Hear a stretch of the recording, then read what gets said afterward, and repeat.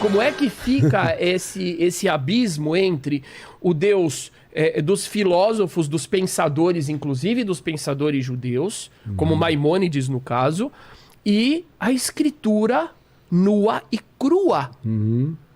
E aí, é aí que eu gostaria de fazer uma contribuição aqui para essa conversa extremamente importante.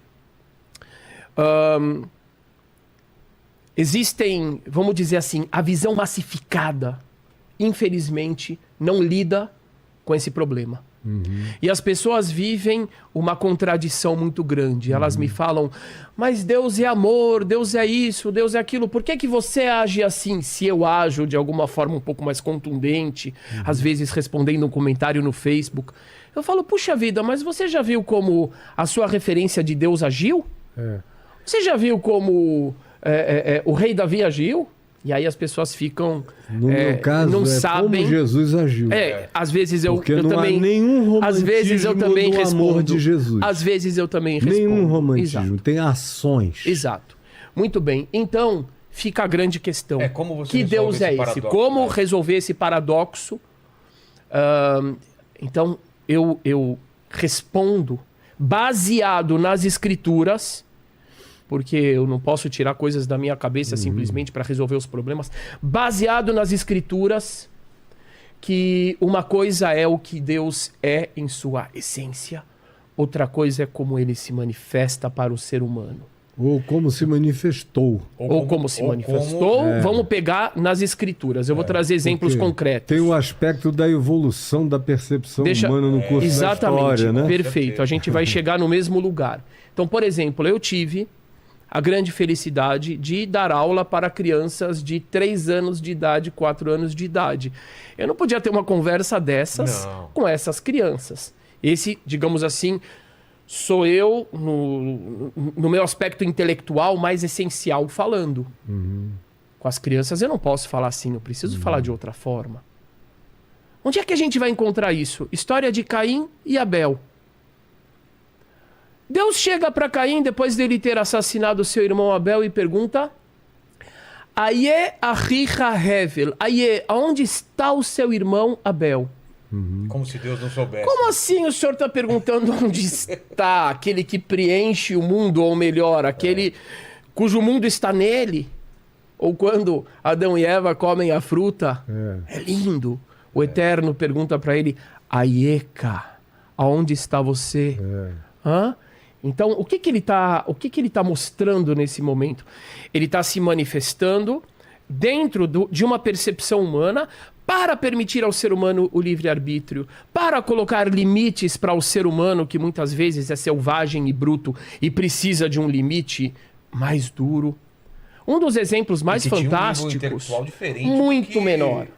Muito menor. Diferente. Na realidade, a linguagem toda, a nossa linguagem, é uma finitização relacional. Me permite só dar a sequência, por favor.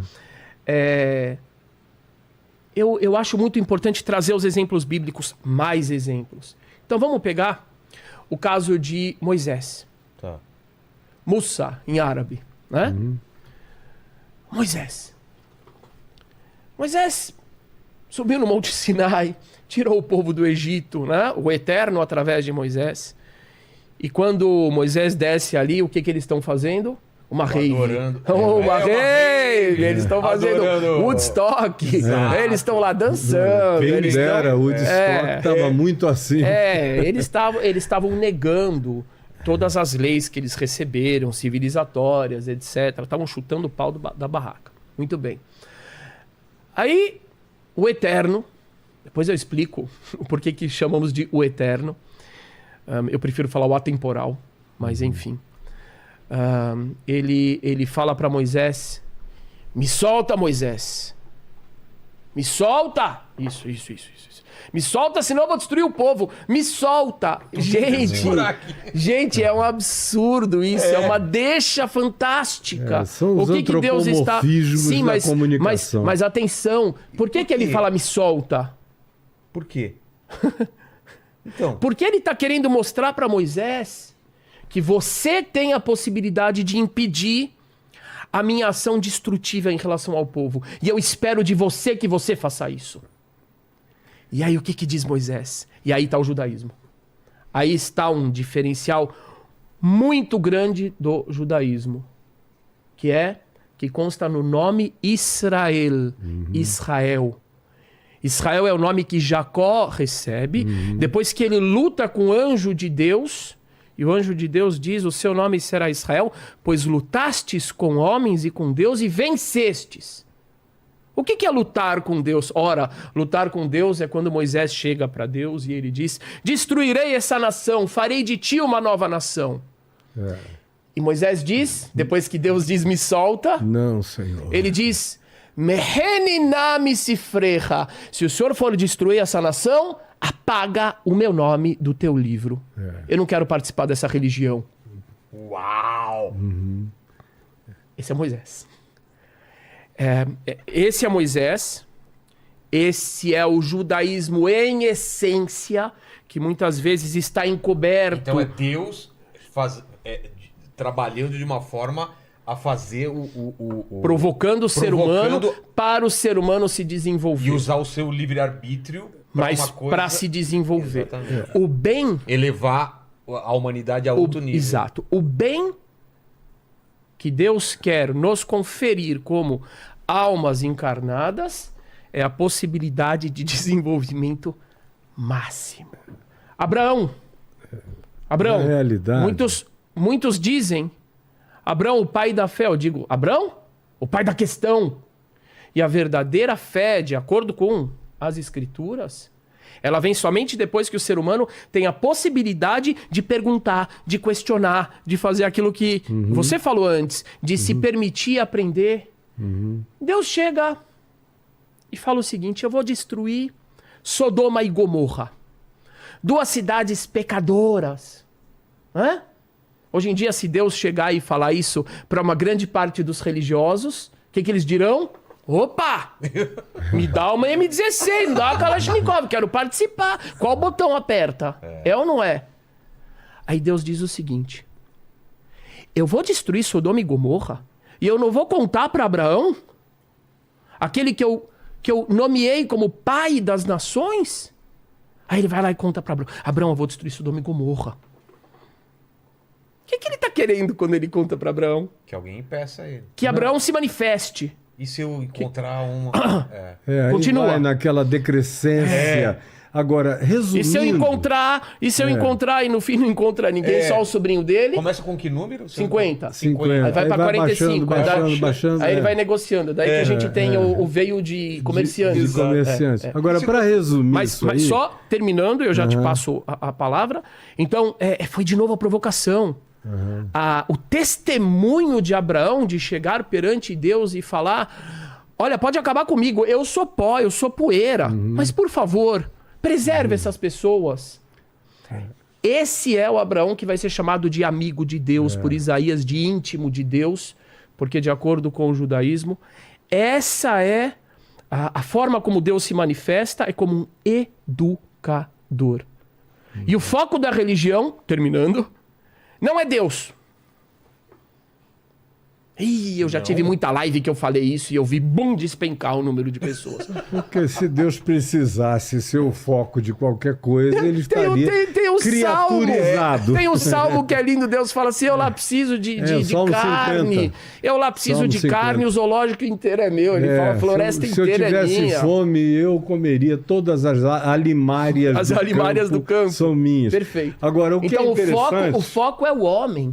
O foco é o desenvolvimento humano. Deus não precisa de nada disso. O que é interessante é que você vê nas escrituras todas é que as profecias todas negativas são dadas para não serem cumpridas.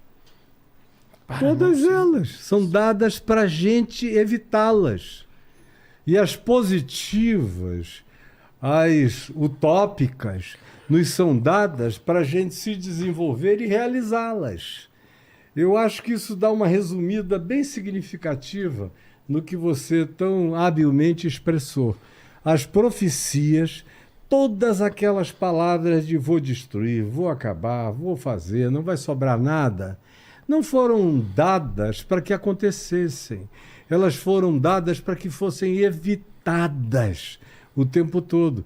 E as promessas utópicas foram dadas para que a gente saísse da nossa situação pueril, pífia, medíocre, reduzida, karmicamente abraçada ao que há de pior na condição humana, ou na projeção humana, ou no egoísmo humano, ou na ganância humana, ou qualquer outra coisa, para que a gente se liberte disso e veja que existe uma possibilidade de realizar a partir de nós mesmos essa promessa de Deus. Então, eu vejo a alegria divina, por exemplo, no Velho Testamento, quando há arrependimento. Por isso é que o arrependimento está presente nisso tudo, porque o arrependimento cancela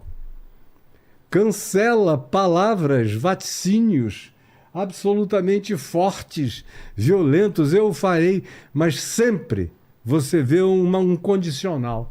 Se há sempre uma porta aberta, se vocês abrirem o entendimento, se vocês mudarem o coração. Verraiaim chamou a Tishmeu e será, se ouvires, a minha voz. Sempre, sempre. E sempre tem. Então não tem nada que seja karmicamente definido, vai ser porque será. Vocês podem alterar isso, se vocês quiserem alterar.